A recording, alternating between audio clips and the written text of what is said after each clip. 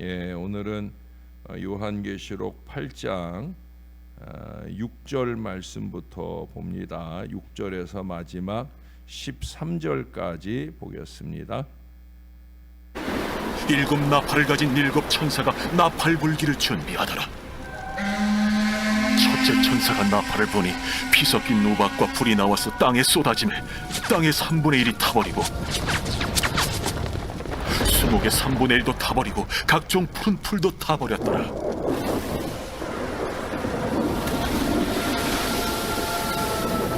둘째 천사가 나팔을 보니 불붙는 큰 산과 같은 것이 바다에 던져지매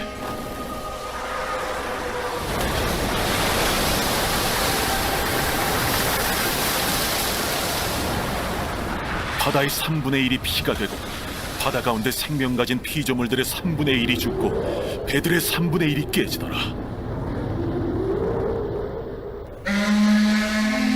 셋째 천사가 나팔을 보니 횃불같이 파는 큰 별이 하늘에서 떨어져 강들의 3분의 1과 여러 물샘에 떨어지니 이 별 이름은 쓴쑥이라. 물의 3분의 1이 쓴 쑥이 되매 그 물이 쓴 물이 되므로 많은 사람이 죽더라. 넷째 천사가 나팔을 보니 해 3분의 1과 달 3분의 1과 별들의 3분의 1이 타격을 받아 그 3분의 1이 어두워지니 낮 3분의 1은 비추임이 없고 밤도 그러하더라.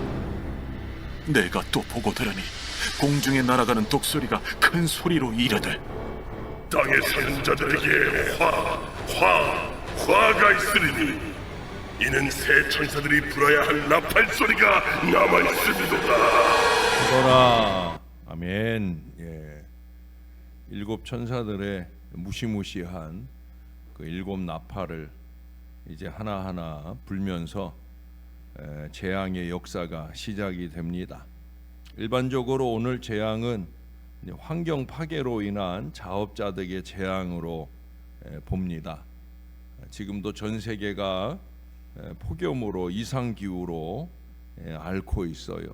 유럽도 뭐 40도 6월에 40도를 경험하는, 이게 그저 올해 한 번 잠깐 그러고 마는 게 아니라 앞으로 점점 더 그럴 거라는 거죠.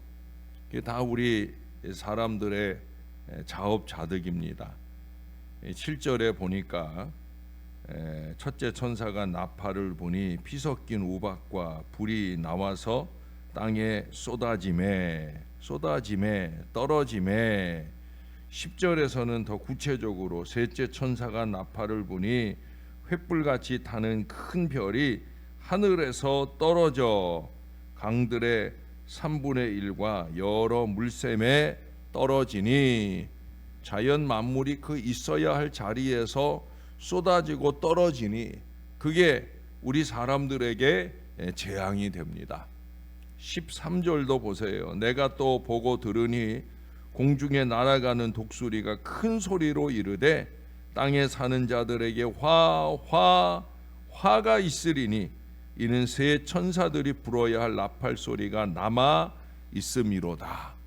지금 부러진 4번의 나팔 소리만으로도 그로 인해 떨어지는 그 모든 자연 만물로 인해 겪는 사람의 고통이 크고 중대함에도 아직도 3번이나 더 남아있다는 이 안타까운 말씀을 말하고 있어요. 우리 믿는 사람들도 우리가 각자 있어야 할 그 자리에서 떨어지면 그게 나 자신에게도 문제가 될 뿐 아니라 남에게도 어려움이 되는 걸 많이 보게 됩니다. 자리를 잘 지켜야 합니다. 아니, 자리값을 잘해야 됩니다. 자리에 앉기만 좋아하지 말고 그 자리에 맞는 신앙과 역할을 할 수 있어야 되는 거예요. 그러지 않으면 떨어집니다. 우리 얼마 전에 수요일 저녁에 사울을 공부하면서도 우리가 공부했잖아요. 사울이 왕의 자리, 그 자리에 앉게 되자 하나님의 영이 그에게 임하고 그가 변하여 새 사람이 되었다고. 이게 돼야 되는 거예요. 그래야 자리값을 하고 자리에서 떨어지지 않고 잘 지켜내는 거예요. 그럼 우리 인간이, 우리 믿음의 사람들이 어디에서 떨어질까? 첫째로 꼽을 수 있는 건 믿음에서 떨어집니다. 믿음에서 떨어지면 안 되는데, 믿음에서 떨어지는 이유는 도대체 뭘까? 우리가 앞서 보았던 요한일서 2장 16절에 세 가지로 잘 말씀하죠. 믿음에서 떨어지는 첫 번째 이유는 육신의 정욕 때문이에요. 정욕, 욕망, 욕심, 이것이 영혼을 거스리게 되고 또 영혼은 육체의 정욕을 거스리게 됩니다. 결국 이 육신의 정욕 때문에 인간이 사망을 낳게 됩니다. 떨어지면 안 되는데, 안목의 정욕 때문입니다. 안목의 정욕, 즉 보는 것만 아니라 듣는 것, 또 말하는 것, 이것이 죄가 되기도 합니다. 이것은 우리 이목거리가 할례를 받지 못해서 너무 보이는 것에 흔들릴 뿐 아니라 보여주는 일에 노력을 하다 보니까, 그러다 보니까 믿음에서 떨어지는 거예요. 이생의 자랑 때문이기도 합니다. 사람들은 가진 재물, 쌓은 업적, 배운 지식, 자식 자랑을 합니다. 예수 그리스도를 믿는 성도들이 잘되고 형통하고 명예를 가지는 것 좋은 일이지요. 그걸 위해서도 저도 열심히 기도해 드리고 하니까. 그러나 결국 그것이 자랑의 대상이 되면은 안 되는 거죠. 하나님께 영광의 이유로 삼아야 된다. 늘 강조하잖아요. 그럼에도 육신의 정욕, 안목의 정욕, 이 이생의 자랑 때문에 결국 믿음에서 떨어진다는 거예요. 로마서 14장 23절에 보면 믿음을 따라 하지 아니하는 모든 것이 다 죄라고 말씀했어요. 세상이 아무리 음란하고 패역할지라도, 원수 마귀가 우는 사자와 같이 두루 찾는 이때라 할지라도, 사랑하는 성도 여러분, 정신 바짝 차리고 믿음에서 결코 떨어지지 않기를, 믿음 자리를 견고히 지키기를 주의 이름으로 축원합니다. 우리가 이 무더운 여름 날씨에도 왜 새벽을 깨우고 주님의 존전에 오겠습니까? 믿음에서 안 떨어지려고 오는 거예요. 믿음에서 떨어지지 말아야 돼. 두 번째로는 기도에서 떨어질 수 있어요. 기도에서 떨어지는 것은 육신 때문에 떨어집니다. 육신을 이기지 못하고 기도의 체질로 변화되지 않으면 떨어질 수밖에 없는 거예요. 육신의 연약함, 육신의 게으름을 따라가면, 그러면 기도 생활에서 떨어지는, 기도의 자리에 앉아 있어도 기도가 깊어지지 못하고 기도가 능력 기도가 되지 못하는 어리석음 가운데 살게 되는 거예요. 예수를 그리스도로 믿는 성도들이 이 경건을 연습하여 신앙으로 단련이 되어져야 합니다. 운동선수도 아마추어와 프로가 다르잖아요. 그 차이는 뭐예요? 얼마나 열심히 훈련했느냐 하는 거예요. 부지런히 운동하고 훈련하여 연단될 때 결국 기도에서 떨어지지 않게 되는 거예요. 우리의 육신은 편안한 걸 좋아합니다. 그러나 결국 이 육신 때문에 기도에서 떨어지게 된다는 걸 잊지 말아야 되는, 하나님과의 교제와 대화가 점점 사라지게 되어지는 거예요. 결국 종교인의 한 사람으로 전락하게 되는 거예요. 두 번째는 환경 때문입니다. 환경을 따라 살다 보면 하나님 기뻐하시는 신앙생활과 기도의 사람 되기가 어렵습니다. 환경을 핑계하다 보면 끝이 없어요. 아니, 환경으로 핑계거리를 만들면 안 돼요. 환경의 지배를 받아 기도하지 못하고 봉사나 헌신이나 충성도 못하며 아무것도 할 수 없게 되어집니다. 환경 따라서 이사도 가게 되고 환경 따라서 일하려고 합니다. 아니, 어떤 사람의 경우에는 환경을 만들어요. 내가 이래서 교회 못 간다, 내가 이래서 헌신 못한다, 그러기 위해서 멀찌감치 이사도 가고, 이게 신앙생활이 제대로 잘 안 되는 모양을 봅니다. 물론 멀리 이사 가서도 우리 교회 새벽교회 있는 새벽용사들처럼 이렇게 가까운 교회로 가서 열심히 기도해서 떨어지지 않기를 위해 노력하는 분들도 있지만은, 많은 사람들이 환경을 핑계하고 환경을 만들어가요. 부정적 환경을 만들면 안 돼요.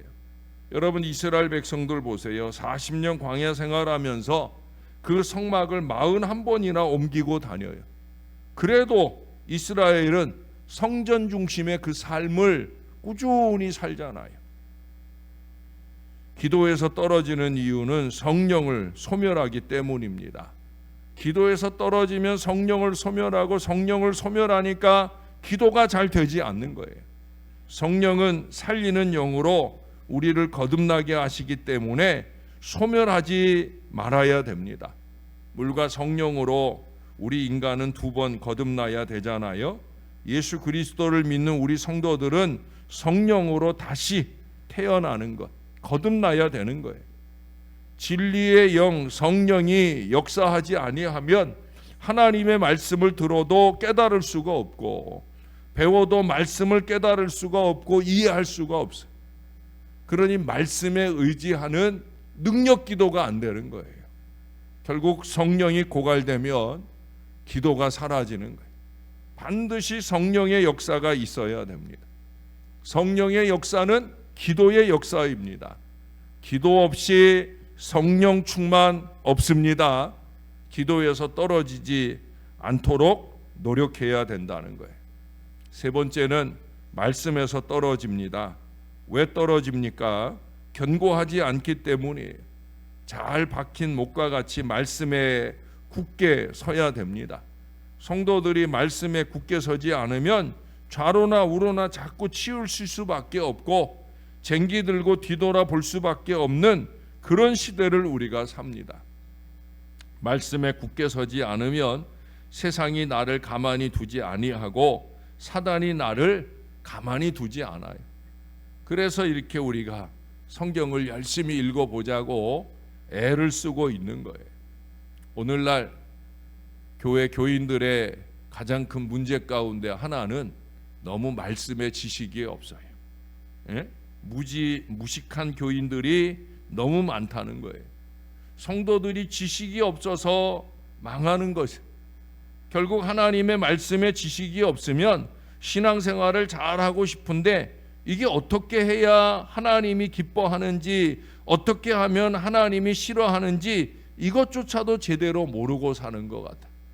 말씀이 없기 때문에, 말씀에 너무 무지하기 때문에, 말씀이 등불이 되지 않기 때문이에요. 하나님께서 내 인생 여정에 평탄함을 주셔야 하고 형통함을 주셔야 하고, 하나님께서 나를 성공시켜 주셔야 하고 출세시켜야 되는데, 그러기 위해서는 말씀의 등불을 켜야 합니다. 하나님의 뜻 가득한 이 하나님의 말씀이 내 발의 등이 되고 내 길에 빛이 되도록 그렇게 살아야 되는 거예요. 새벽 아침 우리가 말씀 앞에서 말씀의 등불을 환하게 켜고 오늘 하루를 밝게 맑게 살아가는 저와 여러분들이 꼭 될 수 있기를 주님의 이름으로 축원합니다. 한 가지만 더 제일 중요하다고 볼 수 있어요. 결국 은혜에서 떨어지는 게 문제죠. 은혜에서 떨어지면 자신을 모르는 자가 되는 거예요. 우리들의 가정을, 교회를 우리 하나님께서 오늘날까지 인도하신 것도 하나님의 은혜잖아요. 이 은혜를 모르면 안 되는 거예요. 자꾸 은혜를 모르니까 하나님의 영광을 가로채서 자기 영광 삼으려는 어리석은 일들을 자꾸 하는 거예요. 은혜를 알아야 되는 거예요. 여러분, 일평생 아무 쓸모없는, 그래서 만물의 찌꺼기만도 못하고 마른 막대기만도 못한 우리를, 허물과 죄로 죽었던 우리를 살리셨잖아요. 이 은혜를 잊지 말아야 되는 거예요. 시편 49편 20절에 보면 존귀에 처하나 깨닫지 못하는 사람은 멸망하는 짐승 같도다라고 말씀하시기까지 했어요. 존귀에 처하는 게 뭐예요? 구원받았다는 거죠.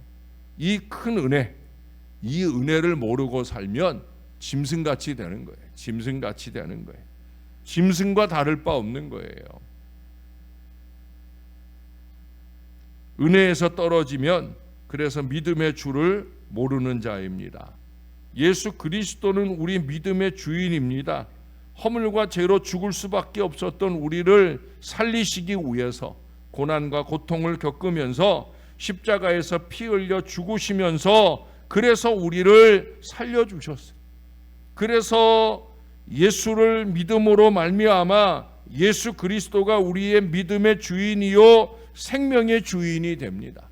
우리가 오늘도 찬송했지만 결국 주님 없으면 안 되는 거예요. 예? 그것을 깨닫고 고백할 수 있는 길은 은혜에서 떨어지지 말아야 되는 거예요. 은혜에서 떨어지면 내일 일을 모르는 자입니다. 은혜에서 떨어진 자는 내일 일을 몰라요. 물론 우리 모두가 다 내일 일을 모르죠. 그런 가장 중요한 내일 일 하나는 우리가 꼭 붙들고 살아야 되죠. 그게 뭐예요? 천국의 소망이잖아요. 은혜에서 떨어지면 천국의 소망이 없어요. 당장 오늘 지금 그 사는 것에 급급해가지고 어리석고 무지하게 살아갈 때가 많아요. 은혜에서 떨어지지 말아야 할 이유가 바로 여기 있어요. 오늘 많은 사람들이 내일 일을 아는 것처럼 생활하고 행하려고 합니다마는 우리는 내일은커녕 잠시 잠깐의 일도 모르잖아요. 하나님의 은혜 안에 살면 우리 하나님께서 낮에는 구름 기둥으로 밤에는 불기둥으로 낮에는 해로 밤에는 달로 그렇게 끊임없이 우리를 지켜주셔요. 똑같이 모든 사람들에게 뜨는 해요 달이지만 그것이 하나님의 은혜인 줄을 알고 사는 것과 그냥 그럭저럭 사는 것과는 이거는 천지 차이인 거예요. 저나 여러분들은 새벽 아침 깨어날 때마다 하나님 은혜로 깨어난 줄을 알고 내가 이 다음에 깨어난 자리가 영원한 천국의 자리면 더 좋겠다는 믿음을 가지고 그렇게 감사하며 살아가야 됩니다. 사랑하는 여러분, 지금 꼽아드렸던 것들 잘 기억하면서 제일 중요한 말은 뭐예요? 떨어지지 말자. 떨어지지 말자. 세월 지나고 날이 가고 달이 가고 해가 지나도 떨어지지 말자. 믿음에서 떨어지지 말고 기도 생활 떨어지지 말고 말씀에서 떨어지지 말고 무엇보다 은혜를 아는 바에 떨어지지 않아야 된다. 떨어지면 나도 죽고 남도 죽는다. 여러분 굳게 서야 됩니다.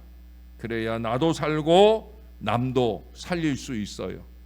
은혜 안에 굳건히 서서 우리 하나님께는 영광이 되고 죽어가는 많은 영혼들은 살려내는 저와 여러분 믿음의 자리 잘 지키고 사는 하나님의 사람들 꼭 되시기를 우리의 구주 되시는 예수님 이름으로 간절히 축원합니다.